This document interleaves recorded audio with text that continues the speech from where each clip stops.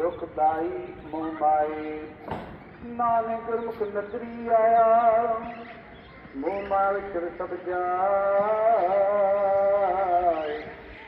ਗੁਰਮੁਖ ਹੁਕਮ ਮਨੇ ਤੇ ਤੇਰਾ, ਸੁਖ ਨਹੀਂ ਸੁਖ ਪਾਏ।